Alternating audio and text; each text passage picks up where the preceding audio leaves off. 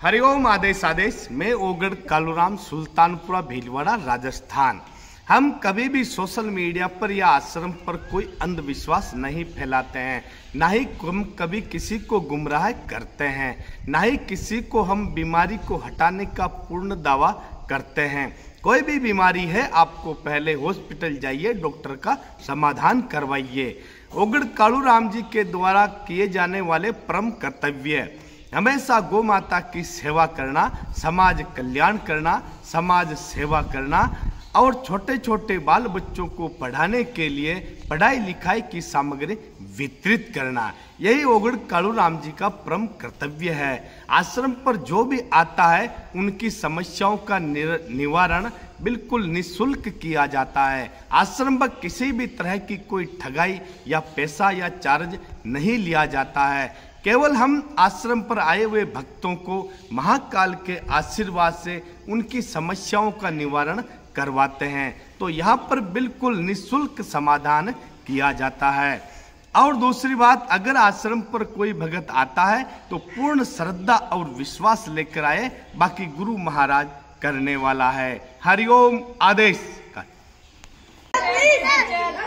आपके पढ़ाई अच्छा पढ़ाती है मैडम आपका? अच्छा, तो अब आगे से पढ़ लिख के अच्छा होशियार बनोगे।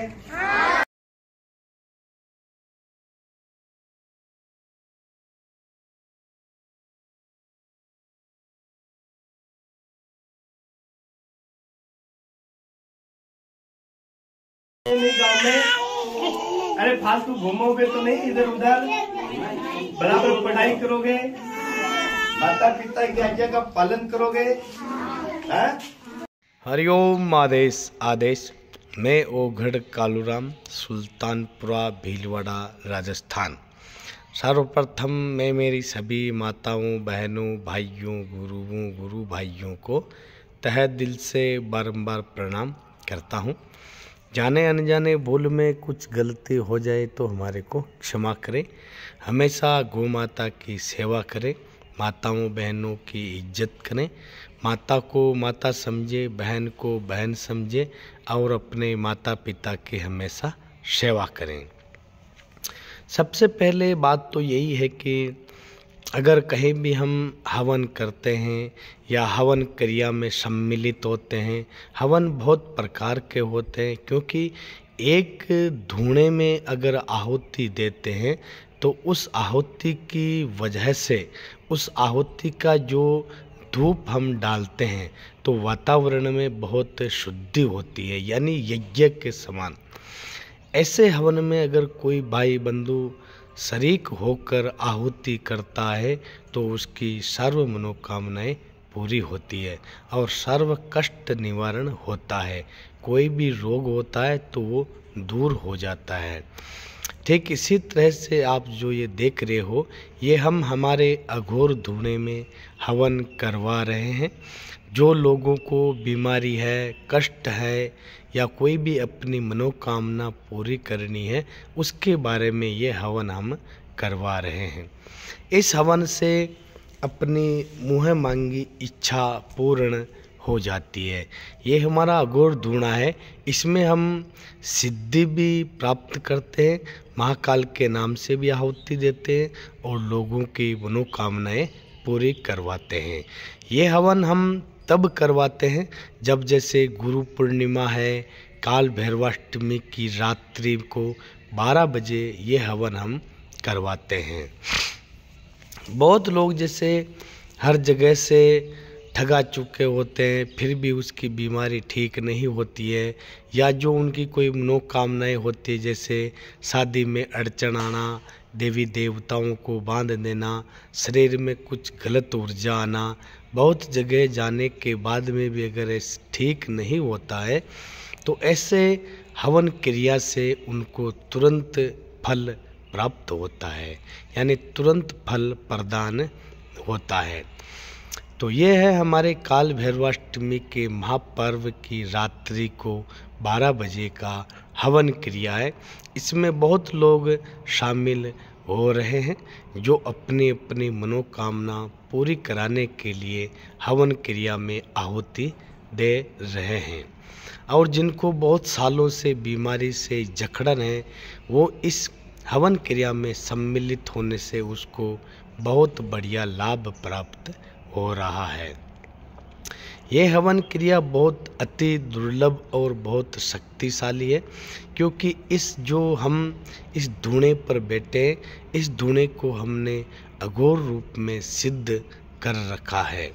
इसमें हम आहुति देते हैं और लोग साइड में बैठकर अपनी अपनी धूनी चलाकर उसमें आहुति देते हैं।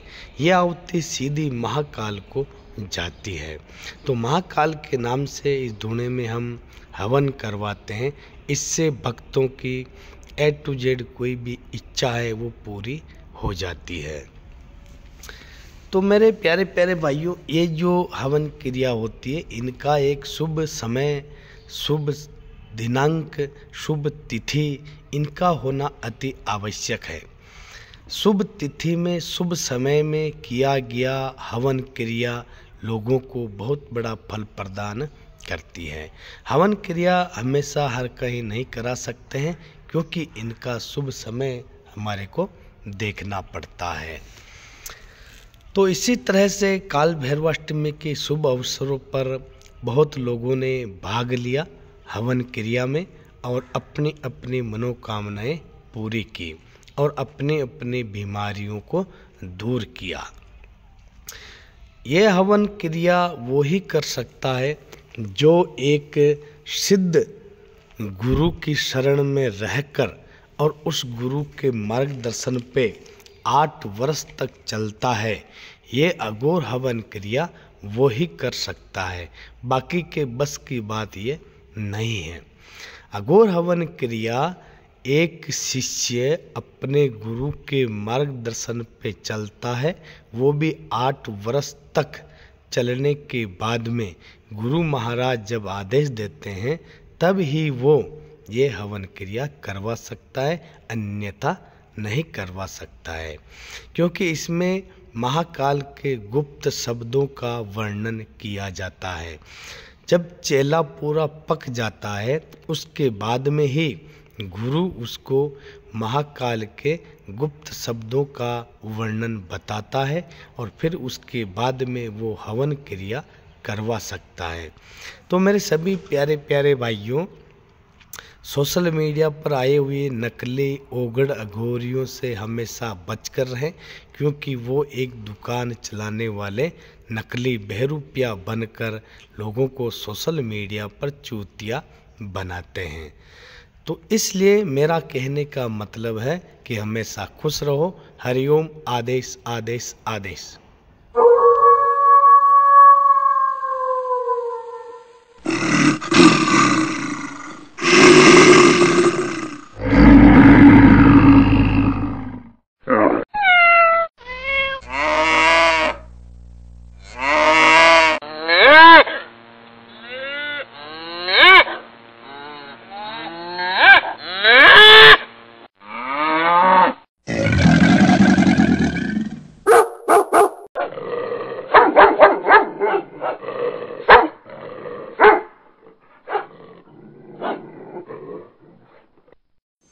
Yeah.